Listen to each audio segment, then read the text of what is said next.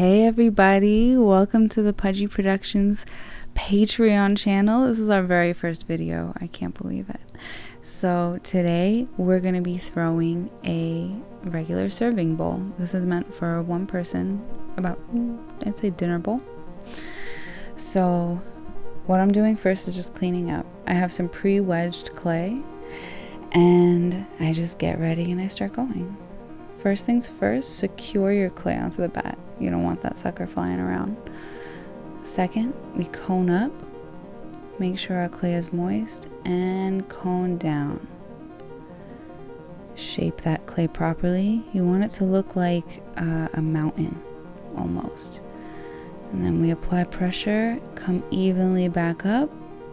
Make sure we get some of that slip back on our hands and come back down. Once again, form a rounded kind of hump-like figure as you see there. And the reason that that cone and kind of hill shape is important is it avoids any volcanoes happening or little holes when you're centering and coning up. So now we're shaping, making sure that our clay is ready for the form that we're about to throw. Take a deep breath. So here, we're about to open up the form. Make sure that your fingers are steady and that you angle your fingers in the direction you want. We then check the bottom of our clay, the base, to see how much clay is left by stabbing the clay with our needle tool and checking with our finger. Then, whenever our base is the correct size, so enough that you can trim but not so thick that, it's gonna hurt somebody. Then we start pulling up the walls. This process takes, probably the longest because you have to be the most meticulous during this process, Make sure that you're centered, breathing. Make sure that you're understanding the clay. Right here, when you're doing the pull, right now I'm focusing on pulling up, which means that I just want to get height.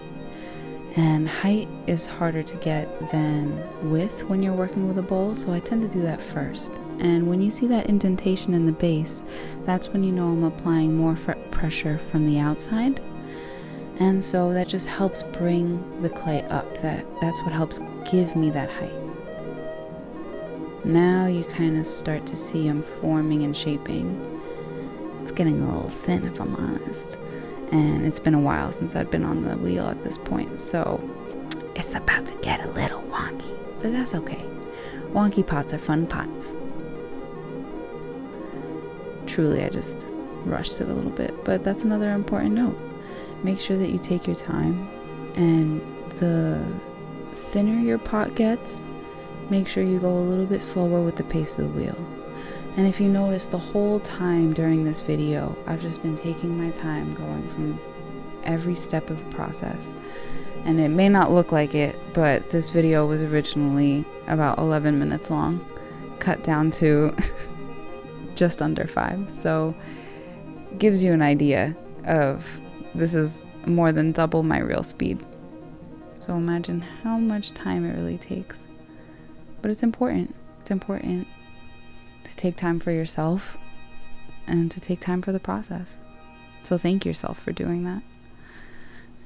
Here I go, using my ribs just to shape the inside of the bowl first. The inside's more important than the outside because when you trim, you can fix all the little mess ups. But then I go through and make sure that the outside looks pretty and I give it that final touch. Even though, like I warned you, it's going to be a little wonky, but we'll take it.